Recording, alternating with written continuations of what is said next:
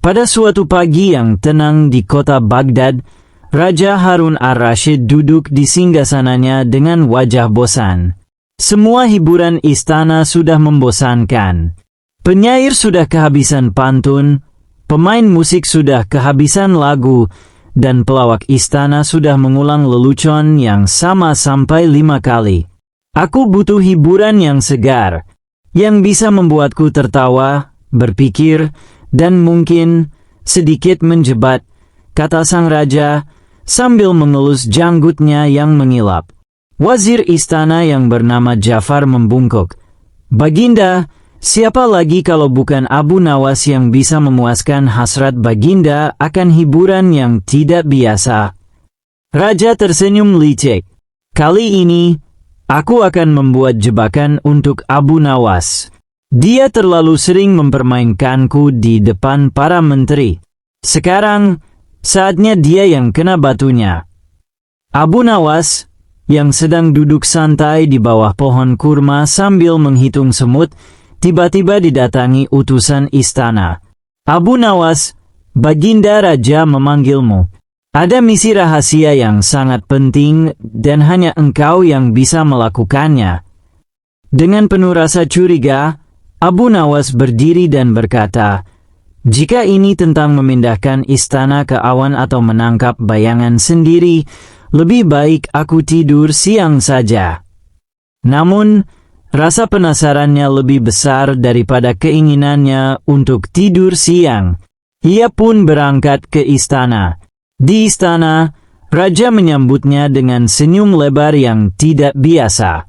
Abu Nawas, sahabatku, kata Raja dengan nada licik. Aku punya teka-teki yang tidak mungkin kau pecahkan. Jika kau berhasil, aku akan memberimu 1000 keping emas. Jika tidak, kau akan tinggal di kandang unta selama 3 hari. Setuju? Abu Nawas tersenyum. Jika aku menang, aku minta satu hal lagi. Apa itu? Baginda harus menyanyi dan menari di alun-alun kota mengenakan jubah badut dan lonceng. Semua menteri terkejut, tapi Raja menerima tantangan itu. Baik, siapkan teka-tekinya. Teka-tekinya begini, kata Raja. Aku ingin kau mencarikan aku seekor ayam jantan yang bisa bertelur. Semua orang terdiam. Wazir hampir terbatuk kurma. Para pengawal saling memandang. Dan Abu Nawas, dia hanya mengangguk santai. Bagaimana? Bisa? Waktu saya berapa lama? Tanya Abu Nawas. 3 hari. Baik. Lalu Abu Nawas keluar dari istana dengan wajah seperti tak terjadi apa-apa. Di hari pertama, Abu Nawas pergi ke pasar dan membeli seekor ayam jantan paling sehat. Lalu ia pergi ke rumah seorang tukang sihir gadungan, temannya yang bernama Kamil yang biasa menipu orang dengan ramuan cinta dari air cucian kaki istri. Camkan ini, Kamil. Kita harus membuat raja percaya bahwa ayam jantan ini bisa bertelur, kata Abu Nawas. Kamil mengangguk. Gampang. Kita beri makan ayam ini dengan telur bebek tiap pagi, lalu taruh 1 telur tiap malam di bawahnya. Esok pagi, tinggal bilang, lihat, dia bertelur. Maka dimulailah pertunjukan besar. Setiap pagi, Abu Nawas mengantar ayam itu ke istana, lalu menemukan telur di bawahnya. Di hari ketiga, Raja terkejut setengah mati. Ini tak masuk akal. Ini mukjizat. Ini ilusi, katanya. Tapi buktinya nyata, Baginda. Telur itu ada, jawab Abu Nawas dengan muka polos. Raja merasa tertipu, tapi tak bisa menyangkal bukti. Ia pun memberikan 1000 keping emas. Tapi tunggu dulu, seru Raja. Aku masih punya 1 ujian lagi. Bagian 5, jebakan terselubung. Keesokan harinya, Raja mengirim utusan lagi. Kali ini, katanya, Abu Nawas harus membawa air dalam jaring. Semua orang tertawa. Air dalam jaring yang bolong-bolong itu? Tanya Abu Nawas. Ya, bukan kantong, bukan gentong. Jaring. Abu Nawas kembali berpikir keras. Lalu ia datang ke sungai saat fajar, membawa sebuah jaring halus dan sebuah ember besar. Ia mencelupkan jaring ke sungai, mengangkatnya cepat-cepat, lalu menuang air yang tertahan ke dalam ember. Setiap kali jaring dicelup, ada sedikit air yang tertahan di sela-sela simpulnya. Lama-lama, ember pun terisi. Lalu ia bawa ember itu ke istana sambil berkata, "Ini air dari jaring, Baginda." Raja terperangah. "Itu air dari jaring?" tanya raja. "Ya, saya celupkan jaring ini ke sungai 120 kali. Ini hasilnya." Para menteri tertawa, tapi raja tidak. Ia tahu dia baru saja kalah 2 kali. Bagian 6, pembalasan terakhir yang terbalik. Akhirnya raja menyerah. "Baiklah, Abu Nawas, tapi aku penasaran. Apa yang akan kau lakukan jika aku menyuruhmu menangkap angin?" Abu Nawas tidak menjawab. Ia hanya berjalan ke jendela istana yang besar, membuka lebar-lebar, lalu berdiri di depan angin yang bertiup kencang. Ia mengambil botol kosong, mengarahkannya ke angin selama beberapa menit, lalu menutupnya rapat dan menyerahkannya ke raja. "Ini angin." Raja tertawa sampai jatuh dari kursinya. "Baiklah, kali ini kau menang. Tapi aku bersumpah, satu hari nanti, aku akan berhasil menjebakmu." Abu Nawas membungkuk. "Dan aku akan selalu siap, Baginda, untuk membuat Baginda tertawa dan berpikir." Sejak hari itu, raja dan Abu Nawas semakin akrab. Perseteruan mereka jadi hiburan seluruh kota. Mereka saling menjebat, saling membalas, tapi dengan cara yang selalu mengandung tawa dan kebijaksanaan. Dan setiap kali rakyat melihat raja tertawa terbahak, mereka tahu pasti Abu Nawas baru saja menang lagi. Setelah serangkaian kekalahan dari Abu Nawas, Raja Harun ar-Rasyid duduk termenung di balkon istana sambil menatap bulan. "Aku raja, tapi tiap kali ingin menjatuhkan si Abu Nawas, justru aku yang terpeleset," gumamnya kesal. Tiba-tiba, datanglah Wazir Jafar membawa ide segar. "Baginda, bagaimana kalau kali ini kita gunakan pendekatan yang sangat tak masuk akal, yang bahkan pikiran Abu Nawas pun akan pingsan karenanya?" Mata raja bersinar. "Aku suka itu. Beritahu aku idemu." Suruh Abu Nawas menimbang suara. Raja berdiri. "Iya, itu dia.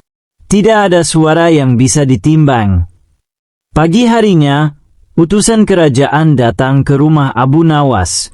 Ia baru saja selesai menggantung celana di jemuran. "Abu Nawas, perintah raja. Besok pagi, kau harus datang ke istana untuk menimbang suara pintu yang berderit." Abu Nawas melongo. "Suara pintu ditimbang?" "Iya. Jika gagal, Baginda akan mengirimmu menjadi penjaga lonceng di kuil tua yang katanya berhantu."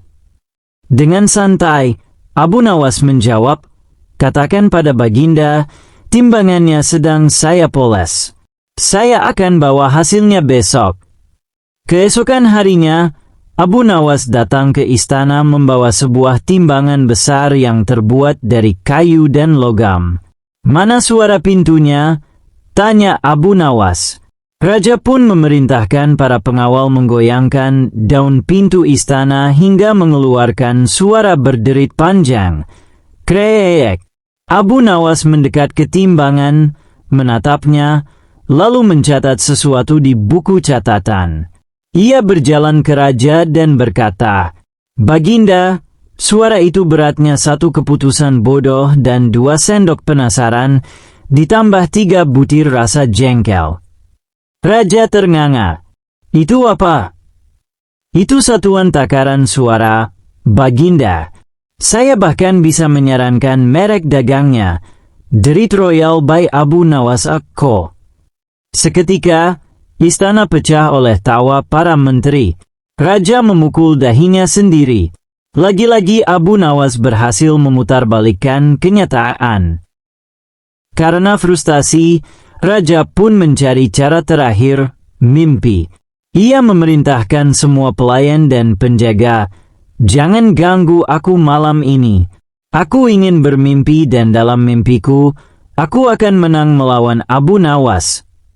Dan betul, malam itu Raja bermimpi. Ia berhasil mengurung Abu Nawas dalam gua, mengecat wajahnya, dan menulis kata-kata "guru kebohongan" di jidatnya.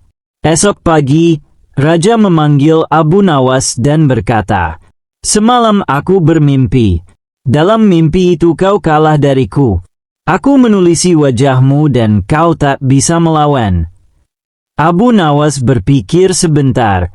"Wahai Baginda, semalam aku pun bermimpi." "Apa? Tentang apa?" "Aku bermimpi jadi Raja Baghdad. Baginda menjadi pelayanku. Saya menyuruh Baginda membersihkan sandal saya dengan bulu unta dan bernyanyi lagu La ilaha illa kantong sambil menari di genangan air." Raja melotot. "Itu tidak masuk akal." "Persis seperti mimpi Baginda tadi," jawab Abu Nawas sambil mengedipkan mata. Raja tak bisa berkata apa-apa. Wazir Jafar langsung menuliskan, "2 mimpi, 2 pemenang. Seri." Karena kalah terus, Raja melontarkan tantangan terakhir, menangkap cahaya bulan. "Abu Nawas, jika kau bisa menangkap cahaya bulan dan memasukkannya ke dalam botol, aku akan angkat kau jadi penasihat agung. Dan jika gagal," tanya Abu Nawas, "kau harus memandikan seekor buaya dengan sabun mawar." Orang-orang di Baghdad sudah berkumpul keesokan malamnya untuk menyaksikan bagaimana Abu Nawas melakukannya. Ia datang dengan botol kaca besar dan sebuah cermin mengilap. Saat bulan purnama muncul, ia arahkan cermin ke arah cahaya bulan dan memantulkan ke dalam botol. "Lihat," katanya, "cahaya bulan ada di dalam botol." Raja tertawa sambil terkesima. "Tapi itu hanya pantulan." "Benar. Sama seperti janji Baginda yang katanya mau berhenti mengerjai saya." Seketika suasana jadi hening.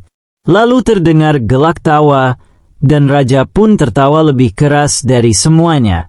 "Abu Nawas, sungguh, kau ini keajaiban yang menjengkelkan tapi menyenangkan." Kali ini, giliran Abu Nawas yang balik menjebat.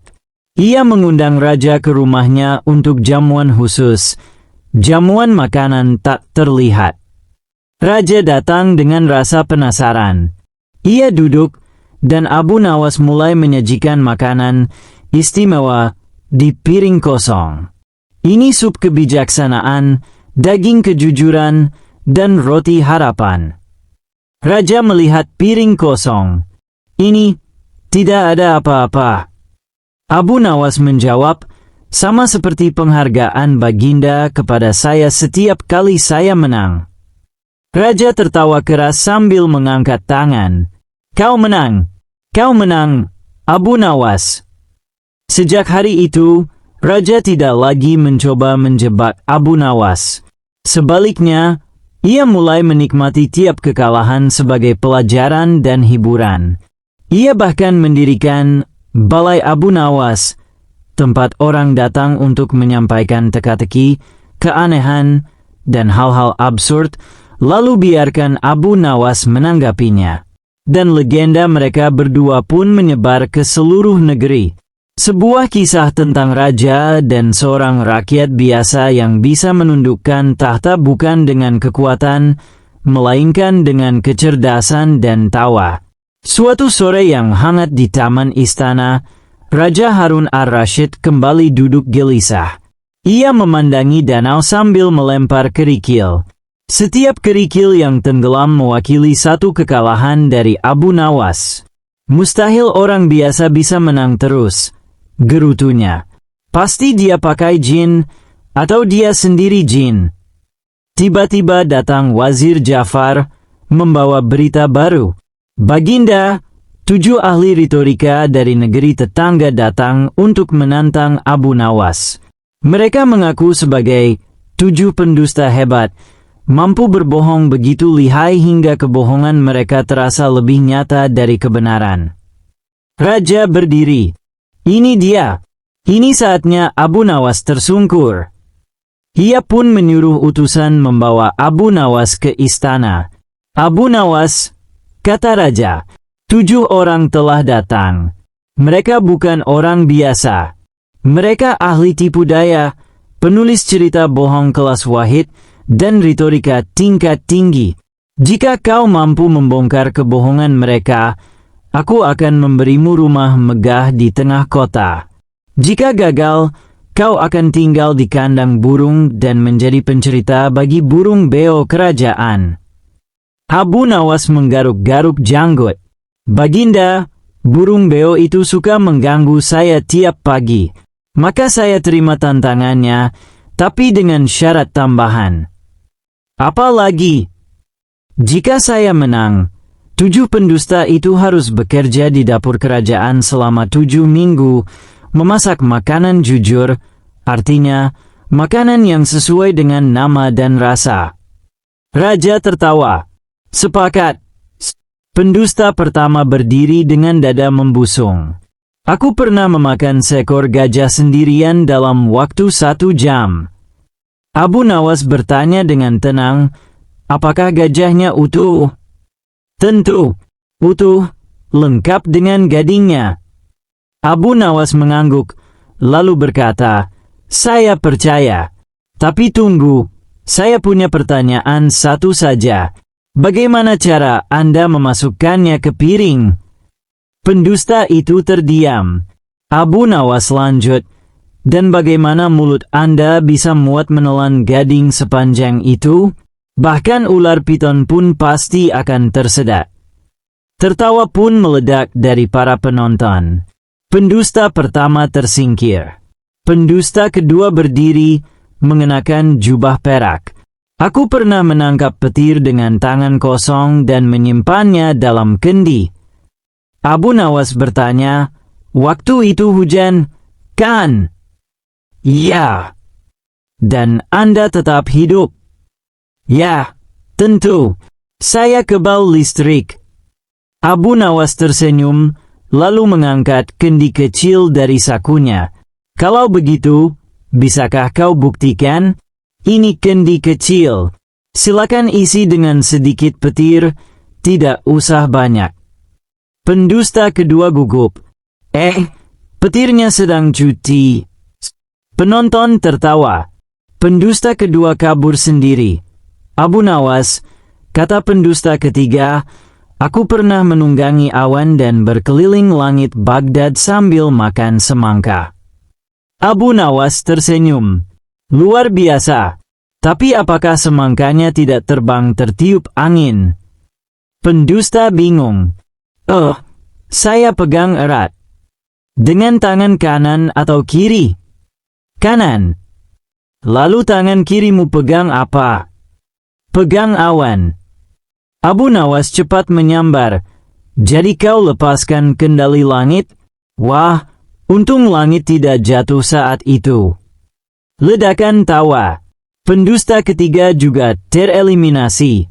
Aku pernah mengirim surat kepada ibuku yang tinggal di neraka, kata pendusta keempat dengan suara berat. Abu Nawas pura-pura hikmat. Semoga ibumu baik-baik saja di sana. Suratnya dibalas. Tentu, dia membalas pakai asap dari gunung api. Abu Nawas mengangguk. Dan posnya lewat mana? Lewat kurir dari dunia bawah. Abu Nawas tiba-tiba berkata, kalau begitu saya minta alamatnya. Saya ingin menulis surat untuk anjing tetangga saya yang mati minggu lalu. Pendusta keempat, krik-krik. Pendusta keempat kabur sambil membawa sapu. Pendusta kelima mengaku pernah melihat ikan berkaki 6 berdansa di gurun. Abu Nawas langsung bertanya, apakah itu saat Anda kehilangan akal atau sebelum? Pendusta kelima menyerah. Pendusta keenam mengaku bisa mendengar detak jantung bintang di langit. Abu Nawas berkata, kalau begitu tolong katakan apakah bintang Sirius sedang sakit jantung atau tidak. Pendusta itu bingung dan kabur. Pendusta ketujuh mengaku pernah mengusir matahari agar malam datang lebih cepat. Abu Nawas mendekat dan berbisik, saya juga pernah mengusir kenyataan agar hidup saya seperti mimpi. Sayangnya, tetap saja saya harus bayar utang. Pendusta ketujuh pun tersenyum pahit dan menyerah.